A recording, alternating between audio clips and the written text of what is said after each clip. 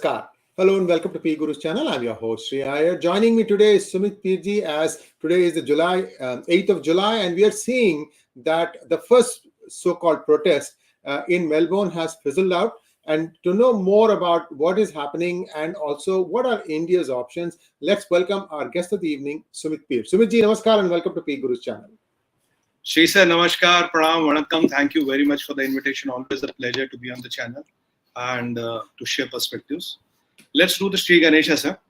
Now, if we look, you want to, you can set the tone, please. Nothing. I was going to just say that, viewers, it is now day 6 since the attempt to set fire to the Indian consulate took place. So far, we have not heard of any arrests. We're also hearing that, according to freedom of speech in San Francisco, they are going to allow this rally to proceed. I was given information that in Canada, there was no rally. The rally has been banned. I don't know. We have to wait and see. It is still early morning there. So we'll have to wait and see what happens there. And I don't know what happened in UK. So basically, there are 4 or 5 places that claim to do this thing. We know what happened in Australia. So Sumit ji will give us an update on what happened in Australia, and then we'll take a step back and take a look at all these what are India's options after this. Over to you, sir. Sure. Let's do the Sri Ganesha, sir. What is happening, and when we look around, it's a very complex thing. First and the utmost thing which we have to now conclude, and without any speck of doubt, it's a geopolitical game. It is not a few bunch of Khalistani terrorists. It's not only these terrorists who are there and they are causing the ruckus. It is the idea. What is dangerous is not 10,000 people or 20,000 people or 150 or 200 people. It is the idea which is more dangerous. It is the ghost of Khalistan which they are trying to survive. It is the idea of Khalistan which they are trying to propagate at the international stage.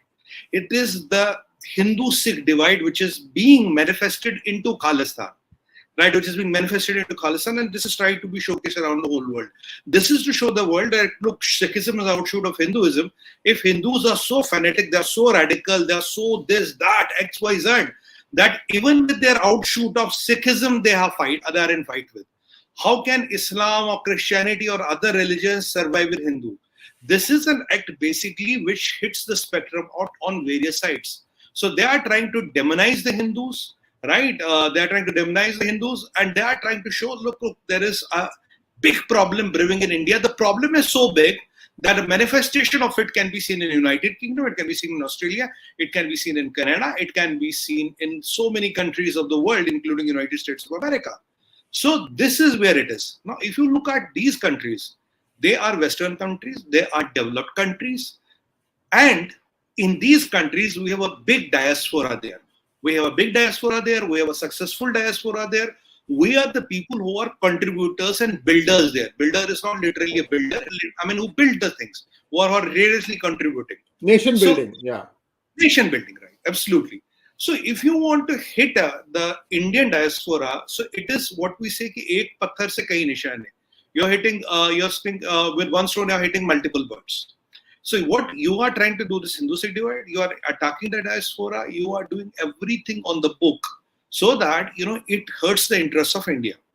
Now, I do not believe, Shri sir, that without the patronage of the agencies there, without some part of administration with them, without some geopolitical forces with them, they can act on their own. I always believe these Khalistanis are a handful of people. But how these 100, 150 people are so invincible? How these 100, 150 people are so above the law? How these 100, 150 people are known to everybody, yet the authorities don't know them? How these 3 people who burned down the San Francisco Consulate, unfortunately there was no loss of life and all that, how these 3 people are still on run in mighty America? How do Khalistanis get away in UK? How in Australia they get away? And how in Canada to khair unka is a backyard for them. I mean, I can't say more. How are they able to run this cabal and run this effectively? That is the question. What are they going to get? What are the gains and what are our options? Look, what they are trying to orchestrate is that India is a country where there is atrocities done against minorities, and even the minorities which have come from a Hindu fold, that is Sikhism, right? they are also in trouble. So that is the first thing. Second thing, because in India you are suppressing it, we are out of India. We are trying to express it and tell it to the world community. Look how fascist, radical these Hindus are. How bad this BJP is, and how bad this Prime Minister Modi is. I mean, this is because after him, things have gone crazy. We all know what the K2 does. K2 is Khalistan and K2 is Kashmir. There's a desk run by ISI with more than 200 people who do it every day and out for a living. So we know what is happening there. Now, agendas are known. Ideas are known. Second part of the prism equation is, are we to believe that these people are acting alone? No. Are we to believe that Pannu lives in USA and CIA doesn't know where he lives? They know. Are we to believe that MI6 doesn't know who these Khalistanis are and where do they live? They will even know, I don't want to be direct, they will even know, whom are they sleeping, tonight with. They will even know that.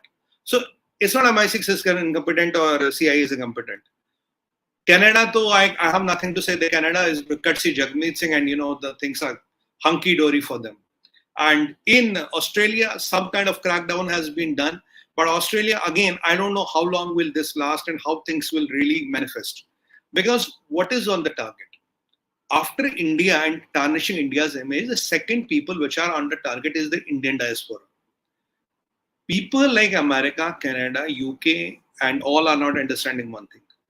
These terrorists are only using Khalistan. There is nothing called Khalistan, by the way. They are only using Khalistan as a fig leaf to play their geopolitical games, to have violence, to have arson, to do rioting in the name of Khalistan. Now, violence is not freedom of speech. Violence is not nothing this. Now, when you are defaming the temples, sir, you want to say something? Yeah. Are you up mute pe? I just wanted to add to what you said. See, this is a Hindu temple, and this sign came up yesterday. This is exactly what you said. They are trying to inflame passions. And they have put this poster right in front of the Hindu temple. This is in Toronto. And you can see this is being tweeted out by a very respected journalist from Canada, Terry Milewski. In fact, they've really taken him on. They think that, anyway, that's different. He is speaking the truth here. And there is also another sign board that has come up. We still don't know if this rally is going to go forward or not, if the government has banned it. But you see what Sumit is saying. They are trying to create this non-existent divide. There are many families who have Sikhs and Hindus. They have brothers. This is I mean, this lumpen group needs to be acted upon. So please go ahead, sir. I just wanted to show that. Thank you, sir. Thanks for bringing it in. You bring it always at the right time. Thank you very much for that. JIT, just on time. The point I was trying to make is, so the agenda is what vis-a-vis India goes. So on India, you have Hindu security at question, you have Hinduism on target, you have Modi ji on target, you have BJP on target. Now, what is on the target internationally? Internationally, when this all thing happens, the investment start falling down. You will not be the number one FDI destination. You will not be the number 3rd startup ecosystem in the world. Technology transfers will stop. Trade will stop. You will have embargoes. You will have tariffs. All kinds of hell will break loose. Then people like United Nations, human rights watchdogs, freedom of expression, freedom of press, and then this third part of the cabal will start activating and trying to bring you down. Because we are the number one FDI destination in the world. We have got $36 billion last year only in startups, which have created more than $330 million of wealth. And not only that, they have also created 800,000 jobs. And all on the top of that, the ecosystem is growing, is the 3rd biggest in the world.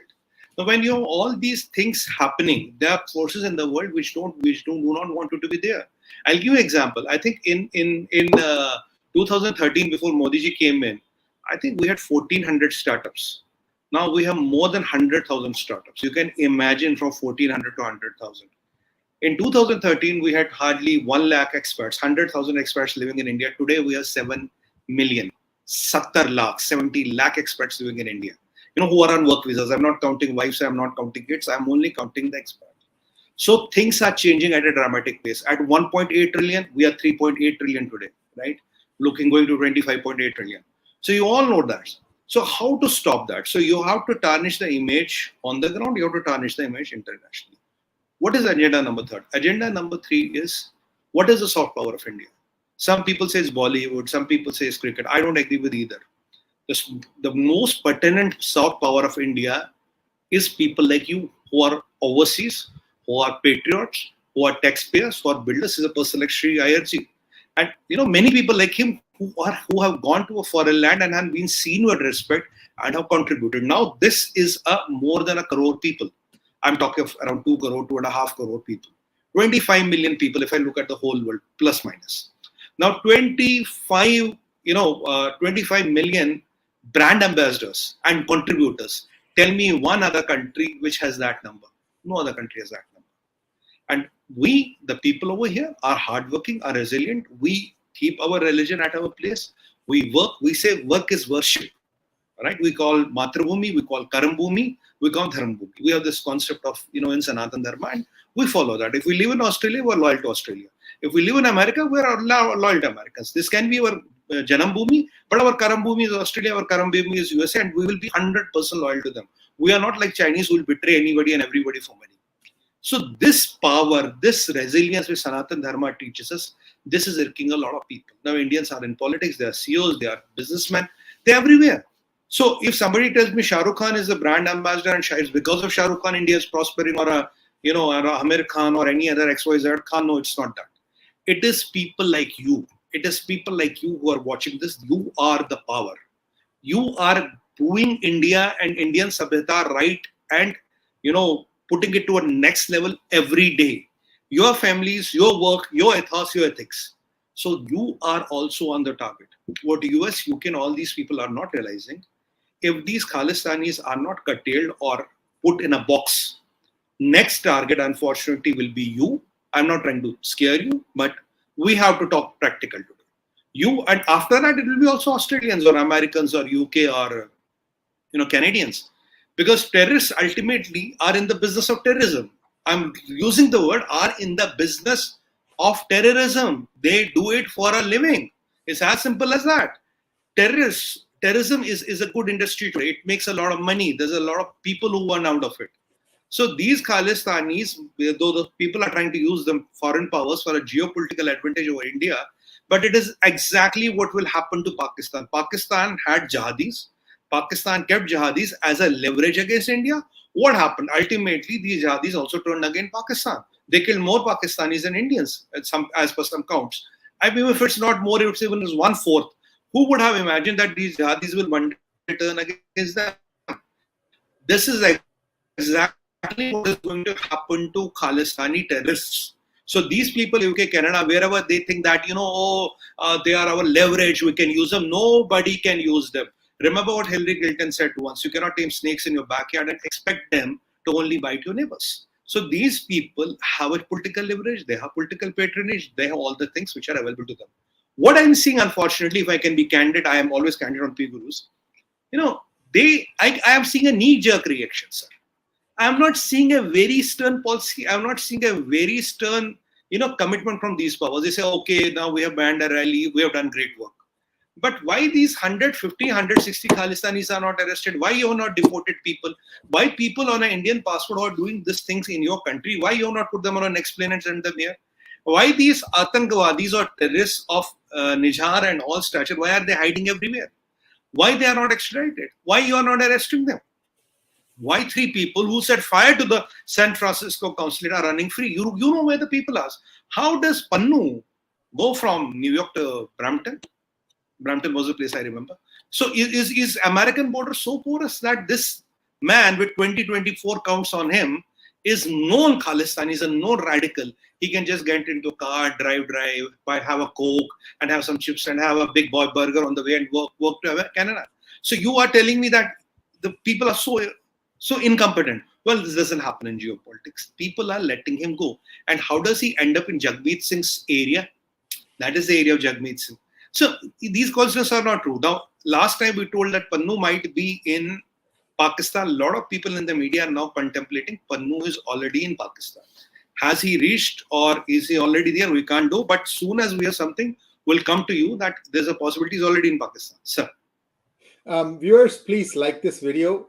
We are going to share some interesting information, and I just want this to go viral so that many of you may be having weekend plans, especially in the cities of San Francisco, Toronto, London, for example, and you want to really know if the rally is going forward or not, because clearly there will be blockages and all kinds of disruption. So most important thing is first to find out where this person who claims himself to be the person, the face behind the Sixth Forum for Justice, SFJ, where he really is. Sumitji, 2 days ago or something, he showed himself talking in front of the United Nations building.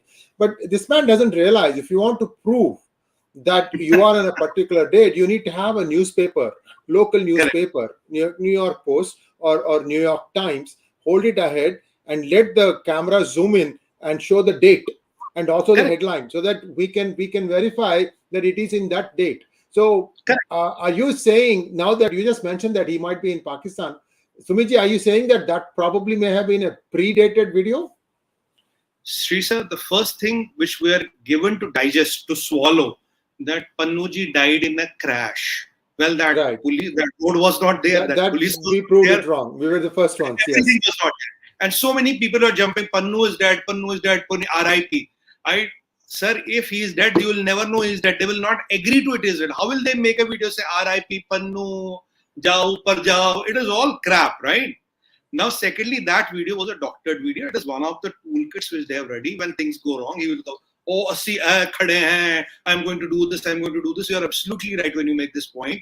How do we know that video was shot that day? How do we know it's not 1 year old video? How do I know it's not 1 month old? How do I know it's not 1 week old?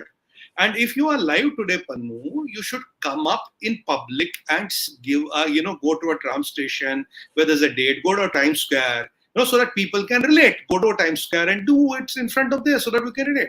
99.9% that's a doctored video. He is possibly in with the safe custody of ISI, his masters who pays all the bills. So he's with ISI. Now, there was one more character who had malls in UK. How do these people become so rich? That's a question we need to ask. Now, coming back to the discussion, Shrisa, now the reaction what we are seeing is knee-jerk. Yesterday, I was baffled to see the statement of Mr. Justin Trudeau where he says, "Oh, India is wrong." I mean, imagine the Prime Minister of Canada saying India is wrong. It's freedom of expression. We don't support any violence. You want a Pannu or a Pamma or an XYZ to come with an AK and start shooting people? Are you telling me then when people are killed, right? When there's a bomb goes off, or people show up with AKs or Kalashnikovs or automatic machine guns, that is the time you will act? You are waiting for that disaster to happen, or you're brewing the disaster, or you're facilitating the disaster to happen? I mean, can you see this kind of absurdity? I am asking you one question, Mr. Theodore. Sir, if my ambassador, Mr. Sandhu, his name appears on these Khalistani banners as a target, he has a dart on his head. They identify him as the villain, or they are literally kind of calling for violence against him. What kind of freedom of expression is this? If your ambassador faces the same thing here, and we say it's freedom of expression, but by the grace of God, by the grace of Lord Mahakal, nobody can dare to do this in India. Are you telling us you claim to be developed countries and all, you are weaker, meeker, you are so fragile that in your country, my ambassador, my diplomat, whom I respect, Mr. Sandhu and others, you can have a dart on their back. You can have a dart on the back, and you're saying it's freedom of expression, and you're saying Indian government is wrong. How incompetent you can be, and how childish you are to expose yourself publicly with such audacity. If you understand politics, you should have not spoken on it. You should say, I don't know. I mean, you go and say Indian government is wrong. This is all freedom of expression. What do you want? Guns blazing? You want hand grenades to go up? You want a RPG to go up? You want a RDX to go up? C4? What do you want? I mean, then you will say it's violence. By that time, it's freedom of expression. Now, with these things happening, Shrisa, the situation literally is going out of the control, because yesterday's statement was a bedrock statement. You are saying, "Dekho, bhaiya, I'm not concerned." That is what it means to me. I mean, I had my blood boiling when I listened to that statement. And it is coming from the Prime Minister of Canada. Now, we have a big diaspora there. If this is the thought process of the Prime Minister of Canada, how I am assured How about the safety of my brothers and sisters who live in Canada? If my ambassador is not safe, if my people on diplomatic passports are not safe, what about the people on ordinary blue passports? I also lived 12 years out of India. I had a blue passport. I don't have any special passport. What is the plight of me or people like me who have their families there, who have a living there? I mean, if my ambassador with a red passport is treated like this, what is the status of my ordinary brother and sister with a blue passport? This is the question I want to ask. This is the question I want to ask. What kind of a freedom of expression are you waiting? You want people to fall dead, then you will talk of some, action. So time has come, Sri sir. We have to really contemplate what are our options. Because today I wanted to bring in these aspects and also bring in what are our options, what we can do. I think the first option on the table, I'm going to list our 8 to 10 options which in my mind are apt. The first option on the table is wherever we see a risk, let it be America, let it be Canada, we should have our elite commandos protecting our, embassies or consulates. That is now the inner layer, like what even in US embassies of US marshals, we should have that. Because without that, I don't feel safe any longer. I'm not ready to work on assurances and, even if when you talk of assurances, Pakistan has been giving us assurance for last 30 years. We are countering terrorism. We've been sending dossier after dossier. What is happening? Unfortunately, the same thing seems to be unrevealing here. We are talking, Dr. Jaishankar has been upfront. He has told them everything. But, I don't see a policy statement. I don't see cracking. I want people to be in the jail. If push comes to shove, if you want to shoot down a few people, shoot them down, because that's how you handle terrorists. But I don't see anything like that happening. First, my suggestion would be, as a citizen, as a private citizen, would be to have these elite forces guarding our consulates as the first thing. Second thing, if you think a place is not good as a family destination, bring down that family, have the families move back to India or some other safer place. Let the embassies, like we used to run in Afghanistan and all, let them be run like that. This will be a slap on the face of these countries that you can be mighty America or United Kingdom or whatever, you cannot protect a piece of land with 50, 20 people and their families. Now let the world laugh, let the world giggle, and let the world see how good or bad they are. What is their aura worth of 2 cents? Let the world know that. And somebody told me we should downgrade the security and all. I said no. Even on the TV debates, I said no. I said we should increase the security here.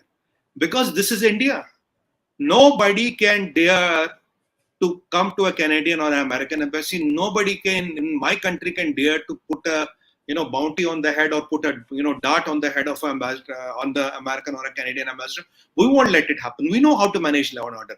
Let's show the world how India can manage the law and order better, and much better than what you people think the law and order is all about, right? That's the point number 3. Point number 4, the people who are acting hostile, we have a trade with a lot of people. We can impose tariffs on their goods. So tariffs makes a lot of business unviable and the economic cost starts getting to their home. Point number 5, visas to these countries should be restricted or made difficult. The process should be made more stringent. That's what we can do. Point number 6, a lot of these countries were sending hundreds and thousands of students, 100,000, 50,000, 80,000 students there. Now, there's a millions of dollars which goes as tuition fees. With the average student, we send around $300,000, $400,000 plus minus. Now, imagine the money which is going to 200, 500,000 students divided over all these countries into 400,000. I'm talking few $100 million. This has to be curtailed. This has to be curtailed. We must put a quota to them. Okay, let's head to other friendly destinations if they are not willing to act. This is a big blow to their economy and their wealth, because when the students don't go, you don't get the qualified, qualified white-collared workers to run your industry. That's another problem which you will face. After that, I have one more. All these ringleaders, so-called ringleaders who are there, their PIO card needs to be cancelled. Their OIC cards need to be cancelled. Anybody who is on an Indian passport, their passports needs to be immediately suspended or cancelled. I don't know what is the legal layout. Suspend their passports. And all these people should be booked under UAPA and I. And their properties here should be immediately attached. Point number 8. Even their relatives' properties and Benami should be attached. They should not be allowed to send money to India by any of the legal bank routes. and their families, whoever are related to them, if they have any financial transactions or dealings with them, they should be asked to stop. Otherwise, you will be counted with them. Otherwise, you will be seen as facilitating terror. Sixth step, all these people and these entities, no business with them. No gana bajana with them. No singing, dancing, no shadi barat, band baja barat, nothing with them. Isolate them. So these are 8-10 steps which we can do. Attach the properties, recover the money, which we can do. And I have the one more step. I kept the best for the last. Sri sir, enough is enough. We have spoken to you. Dr. Jaishankar has diplomatically done whatever he could do. Mr. Rajiv Doval has spoken to the NSAs. He has done practically what he could do. And both of them are competent men. They are impeccable men. They know their job better than even what I can think. But at the end of the day, if things are not working, and if your land is used to break my country, I have 1.4 billion people. And their safety and security remains my prerogative, and it is my job as the government of India to protect the rights of these people, to protect the interests of these people. And when I talk of protect the rights and duties of these people, so diplomatic channels are not working. Trade, embargo, visa, this is done. NSA, it is done. Still, I don't see the ice cracking. So how do I crack the ice?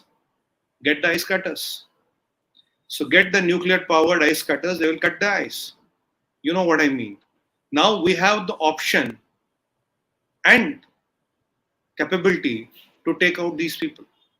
Now, ways can be any to many. It can be all, because when it comes to national interest, Americans can go anywhere and hunt people because they think they are a, so-called threat to American peace and security. Now, when it comes to peace and security of 1.4 billion people, we as Sovereign Republic of India have any to all the options open. If you are not able to do politically, diplomatically, economically, and even at an NSA level, you are not able to do it. I'm not in the favor of ki aap yahan security hata, remove the security here, do a tit for. I'm not for that. No. Time has come. We do what people like Israel are good at. We do what Munich picture is about. We do what powerful military should do. We do what the country with the third to fourth largest military in the world should do. We do what the fifth largest economy in the world should do by GDP. We do what the third largest economy by PPP should do. We do what exactly 1.4 billion people, strong nation should do. We should do what a nuclear triad is capable of doing. We have the resources, we have the capability, we have the means, we have the money today. And when it is my national interest, all the options are open to me. I mean, when I have explored all the options with you, things are not cutting ice, then let me send the things. And all the people whose properties are attached here, sir, Yogi Ji's model of governance, get the bulldozers and let bulldozers do the justice ASAP. Because these properties have to be brought down, and if there's a land, that has to be confiscated. That is the only way we can control this, because now we cannot rely on this, today, tomorrow. I mean, if Americans were good at their job, why did the San Francisco's consulate court catch fire? Why the 3 people are on? Why Pannu was not caught? Why Pannu is roaming free in Canada? We have to start, punching to our size and hitting to our weight. And we have the capability of doing it. I have no doubt about that. And I think national security means no compromise. Only power can ensure peace. You are not able to do it. You have political compulsions, you have regional compulsions, local compulsions, so-called democratic compulsions, secular compulsions, geopolitical compulsions, compulsion, compulsion, tariq pe tariq, compulsion pe compulsion, but I have no compulsions. I will do whatever works in my national interest. I'm telling you, sir, one thing. India needs to act now. India needs to tell these people, look, when things are not working your way, let me handle it my way. Now, my way can be Sam, Dam, Dandbed, anything, whatever works, whatever we think we can buy people, we can do whatever we think. All the options are open. So that message has to be resonated somewhere down the line in a very diplomatic but a subtle way to everybody and anybody who matters. And unless and until you take the war to their doorstep, to their families, they are not going to back out. Why our diplomats are targeted? Our diplomats are targeted, she said, because when we are doing what we are supposed to do in some cases. They are identifying our people. They are trying to target them and their families. It's now a man-to-man marking, right? We have identified, let's say, 20 people that are also trying to identify 5 of our own kinds. Now, it is very obvious when it comes to the might of India, these people don't stand a chance. It's only it's always said, do not wake up a sleeping elephant. So when the elephant wakes up and comes rushing against you, a tusker, you have no chance. So we have to now exert, we have to show our power internationally. And Samdam Dandbet, whatever we want to use, whichever way we want to use, I don't care. We have to protect our interests and let this message go to everybody and anybody. Because today there might be 160 or 200 people or 500 people or 1,000 people. But if they are let to hibernate, if we let them to brew and breed, tomorrow they can be few thousand. We can be having a situation like Pakistan where it started small, but today it's a full-fledged menace. And it is taking a lot of sweat, blood, lot of sweat and blood to clean this menace. Today, the cost of cleaning this menace is minimal. It will not take a lot of sweat and blood. With increasing time, the cost of sweat and blood will be much higher. And what I don't want to see is the blood. I'm okay with the sweat. But I don't want to see blood of my brothers and sisters. I don't want to see my people paying with their lives. I have seen a lot of deaths in Kashmir. And I've seen my friends go. I have seen my acquaintances whom I know. I have seen even the people who are very close to me, they have left. So I don't want that to happen. I don't want our diaspora to be targeted. I don't want the future of my next generation of a kid living in Canada and USA to be challenged. I don't want this kid to be deprived what he could rightfully get after 10 or 15 years living in a country like America, US or wherever. I don't want my trade to impact. So if everything is not working, you have to cut the crap, cut the loss. That is what we use in business, cut the loss. There are covert ways, there are overt covert ways, you can use them. Selective elimination, selective whatever. Americans have been good at that. They know what to do. Israelis have been good at that. There are various people which have been good at that. If I can ask one question, sir. If American can take down Qasem Soleimani, and nobody opens a mouth, what stops India? Why should India be timid? Why should India be worried? We are not. We have the options open. And if you're talking too much to Americans, with due respect to America, what happened in Benghazi? That was an American ambassador, American embassy, American lives, American blood, right? So here it is Indian embassy, Indian land, Indian people, Indian blood. When you could not protect Benghazi, unfortunately, what do I expect in a San Francisco or a Washington, D.C.? There's not a lot I can expect. But if I have my people deployed there, at least I can assure my people survive. My ambassadors, their wives, their families survive because they are the pride of my country. They are representing my country. I don't want my NRI brothers and sisters to be impacted. I don't want their future generations to be impacted. Lot has happened, lot can happen. And what we can do is, last thing I would want to say that we as collective, civil society, we can make a lot of hue and cry. We can make a lot of tamasha. We can create a lot of nuisance. We can create a lot of things to put them down. Look, it's very simple. ISI is behind this. The ghost of Khalistan, I'm repeating, the ghost of Khalistan is kept alive by ISI. There's nothing called Khalistan on this earth. It is the ISI which is keeping it alive. And when you talk of ISI, sir, Canada, Turkey, Dubai and Islamabad, ISI can act almost at the same level. They can act at will. So we are looking at a dangerous plan of ISI. We are looking at these ISI guys up to something. And what happened in Leicester, I don't want that to happen in a Toronto. What happened in Leicester, I don't want that to happen in San Francisco. What happened in Leicester, I don't want that to happen in a Melbourne. Leicester is a case study. Study Leicester. My brothers and sisters, study Leicester. Study how many Hindus have been able to go back to their houses, have been able to run their houses. The model was started in Kashmir. I have been shouting my lungs out when Leicester happened. Is the Kashmir model which will be replicated in Leicester. I think the bigger plan will be to replicate the Leicester model in all these places. And let's not kid ourselves. We are all in the game. We are the target.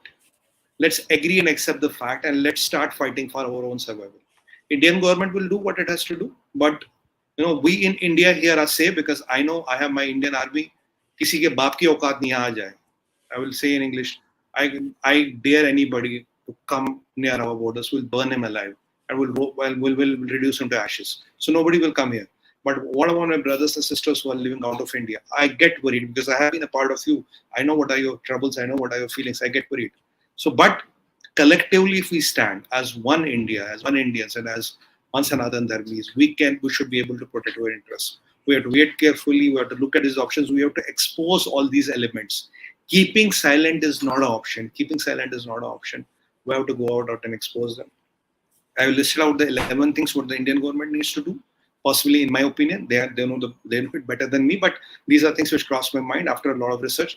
And for you, you have to stand united. You have to create noise. You have to create voice. If 160 Khalistanis can create so much of ruckus, in America, I have 4.5 million people, 45 lakh log, 45 lakh people. What can they create? You can move the Capitol Hill if you want. 45 million people. 4.5 million, 45 lakh log. So don't underestimate your power. You have to do it. India will do, you have to do. We as media will do. We talk direct, we talk open, we talk with facts, figures, and numbers. We are trying to say what is the problem and how is to handle it. Look, Justin Trudeau is not going to do much. I don't know how much can Joe Biden do and how much is he willing to do. Remember, Australia, some today we have some success. I think the rally did not happen. It was all good. But I know there was one gentleman called Mr. Bharadwaj. He was on a TV channel with me and he is the editor of some local newspaper there. He said the Khalistanis tried to attack him with iron rods when he was trying to film something. So if this can happen to Mr. Bharadwaj, this can happen to anybody. That's Australia. The UK, I don't know what to say. I mean, UK, it seems to be a playground for ISI and Pakistanis. And, even it took UK so many years to realize there's something called grooming gangs. It took UK so many years to realize that Pakistanis are targeting the white girls. It took UK so many years to realize that 13-year-old girls can be gang raped. And yesterday I was reading somewhere in Spain, I think 14-year-old boys, 4 from Morocco or somewhere, Muslim boys, they gang raped an 11-year-old white girl in a washroom in a mall. And when they were caught, because in Spain, you have no laws to kind of punish a 14-year-old, right? Up to 17, you send them some, refinement homes and whatever. So these 4 guys who came as immigrants, who came as asylum seekers, who came on humanitarian grounds, are busy, unfortunately, very unfortunately, raping an 11-year-old, bacha, kid, 11-year-old, I will not say girl, I'll say kid, 11-year-old kid, gang rape in a toilet of a mall. You know what is happening in France. You know how the France is burning. And you know what is the majority minority in France. 9% versus 91%. So, and don't forget, it only took 18 radicalized people to bring down the World Trade Center. They were only 18. And all of them were educated, by the way. None of them was illiterate. And all of them came from big, nice families. They could afford an American education. So you must have a lot of money to do it. Right? So they came to America and 18 people could bring down the World Trade Center. I don't know the world is in hibernation or what. Practically speaking, if you ask me with every day, I might sound cynical, I might sound crazy, but I have been talking on it very directly. The time of connected world is ending. The window is reducing. Because today, if you're more of Atmanirbhar, if you're more of nationalist, you can protect your honor, you can protect your states. But with these, I expect, Americans to do wonders for me. And, these Khalis, how, 150 people challenging mighty India in America. Can even if you multiply it by 10 or 100, can even they do it in India here? No, they can't do it in India. But how come they are able to do it? How come this caricature Pannu is, shooting these videos and nobody seems to know where Pannu is? So how come Justin Trudeau is saying there's nothing, this freedom of expression, we're against the violence? What are you waiting, sir? You're waiting for people to get killed. You're waiting for a disaster to happen.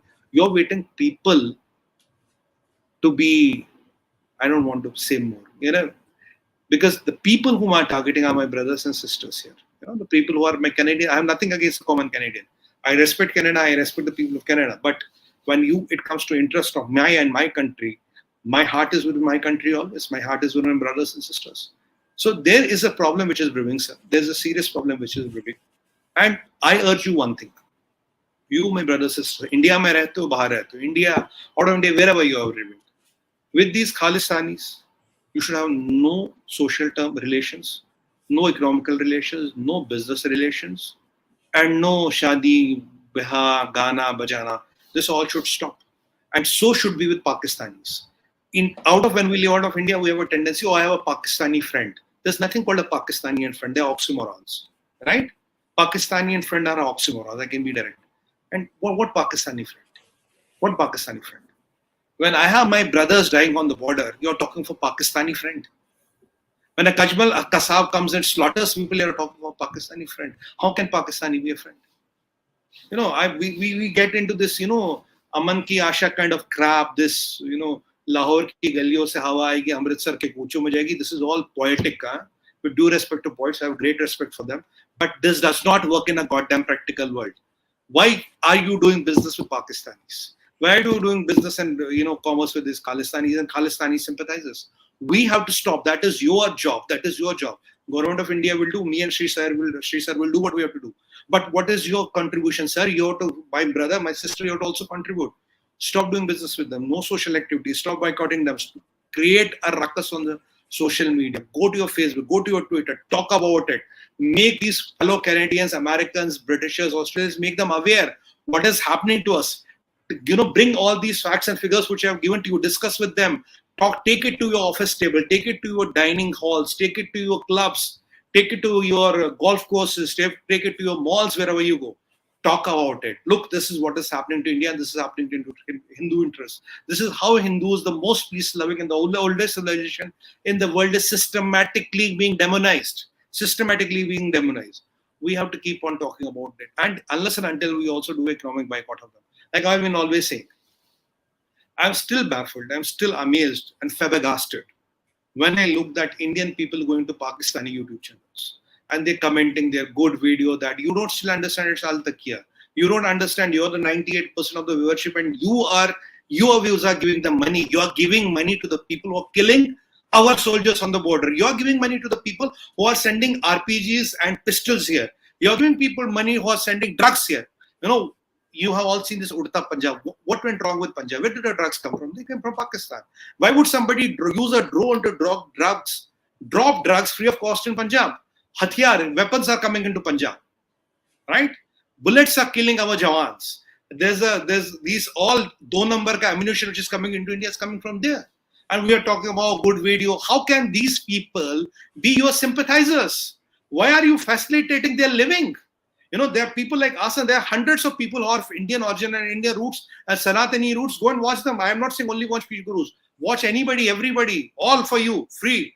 But stop them, boycott them. Don't go to their things. This is bad. You are not helping the country. These people are using 𝙒𝙧𝙤𝙦. 𝙒𝙧𝙤𝙦 is when you befool the enemy by your tongue, and that's what is being done.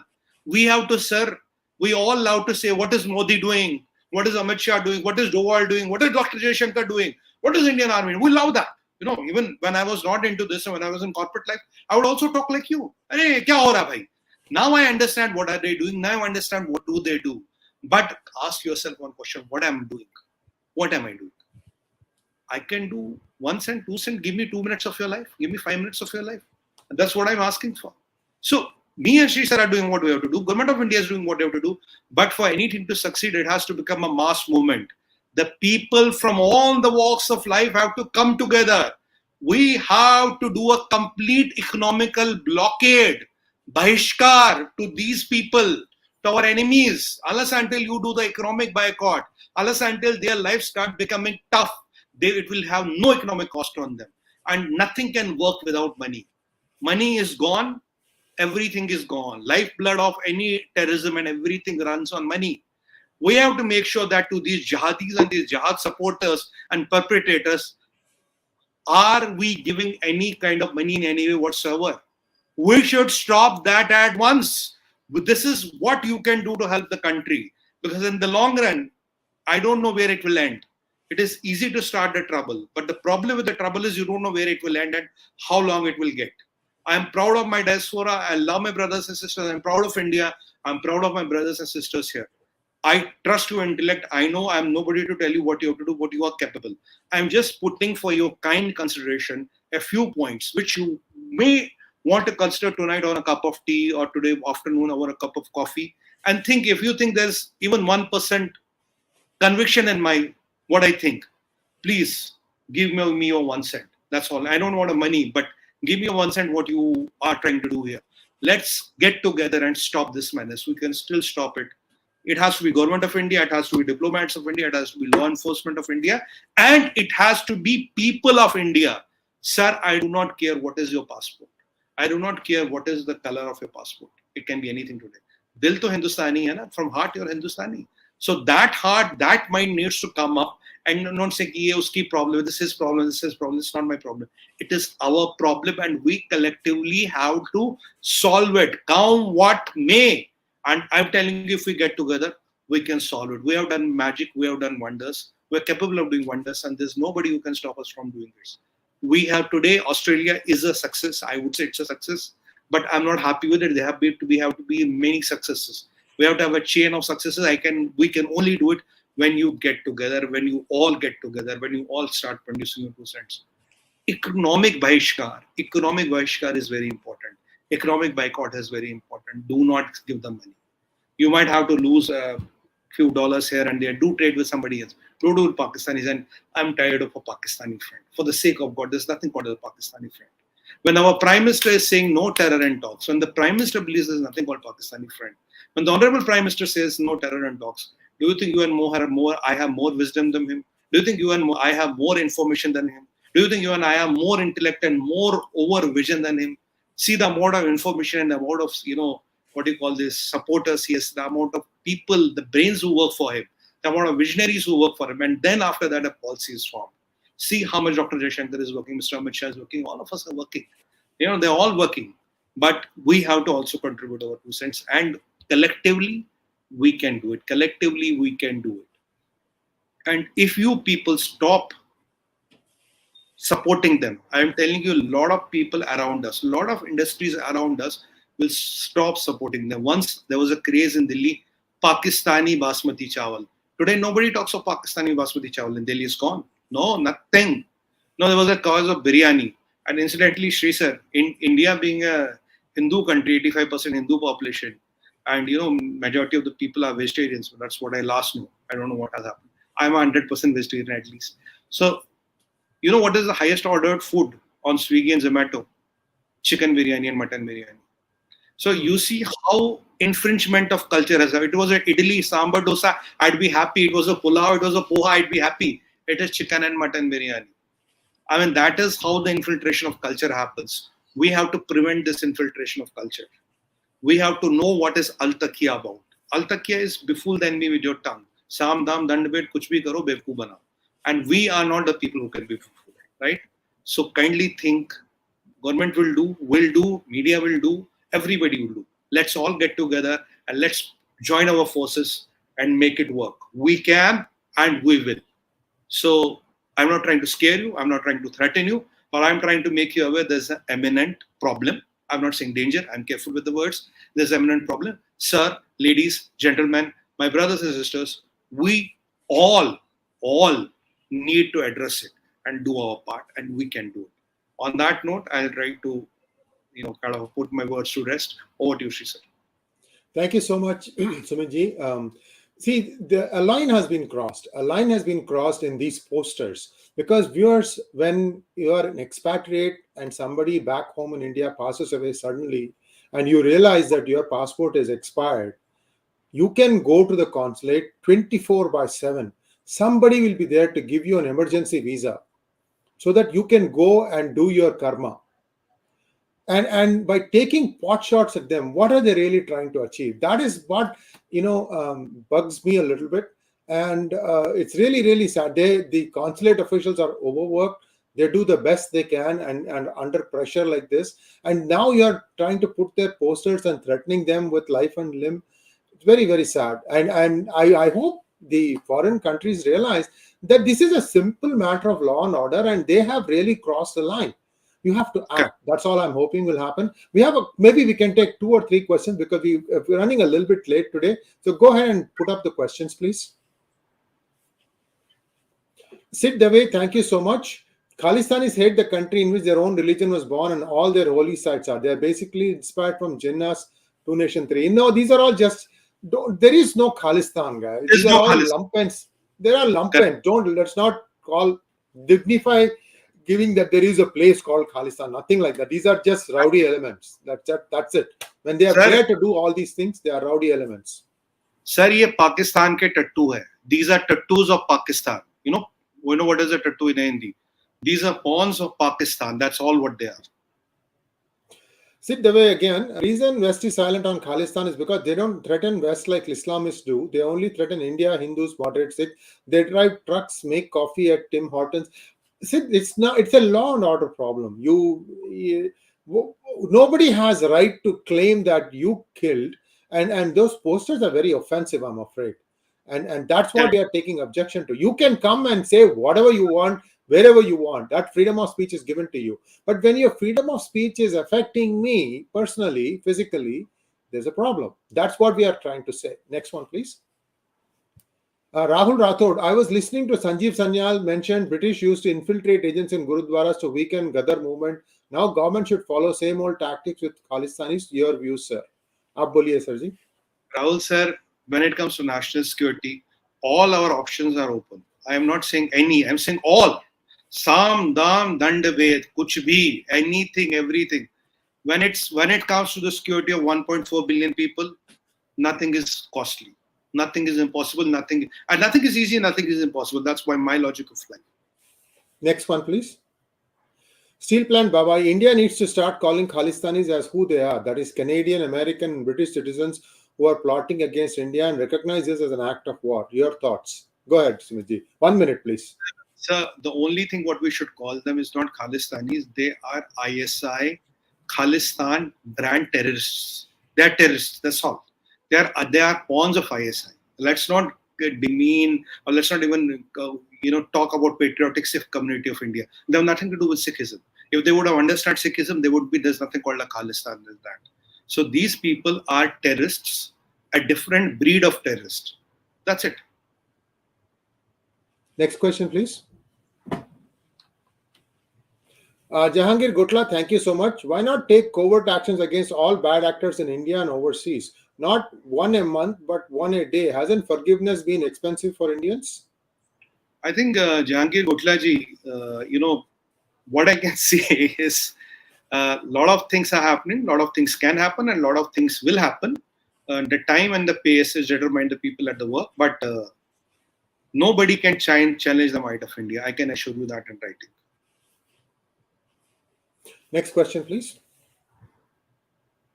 Arun wants to know, can't India allocate some part of its budget to find media houses in the US to keep itself out of news, just like out of news or in news, just like China does?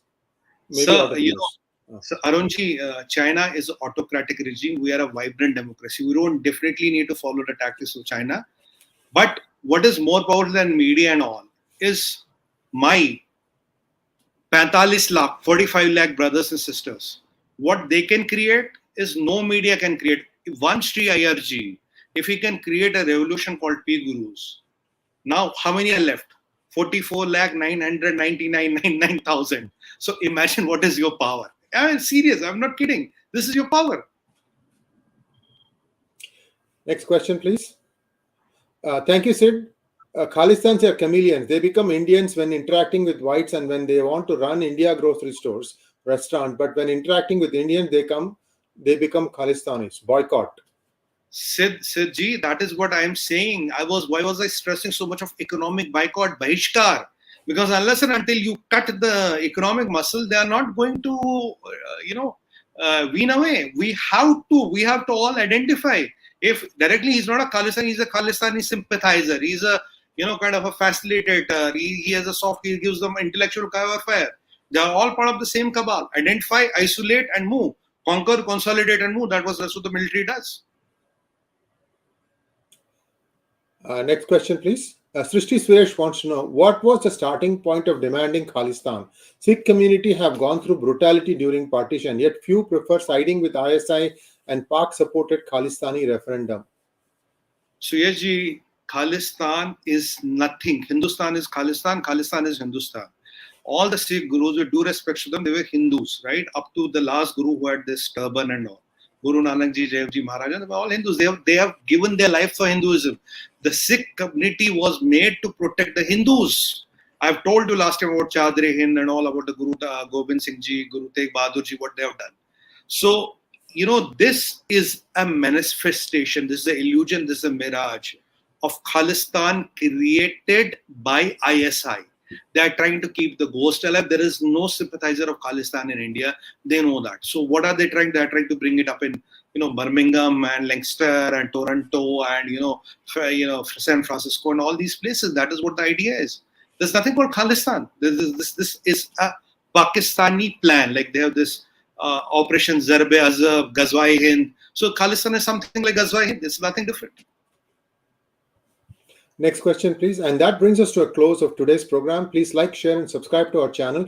Don't forget to click on the bell button for notifications. Well, by the way, we'll be back at 10 p.m. IST to cover some local events with 𝙤𝙬𝙤𝙤 𝙤𝙬𝙤𝙤. Do tune in for that. And whenever you tune into our program, please click the like button right away. We started out very strong today, but then somehow we've plateaued at around 850 or so. I would have loved to see this thing hit like 3,000. Thank you so much, Sumit Ji, and we'll be back again tomorrow with Sumit Ji at 10 a.m. We'll be talking about a new topic, a fantastic topic, if you will. So do join us for that too. Namaskar. Namaskar, pranam.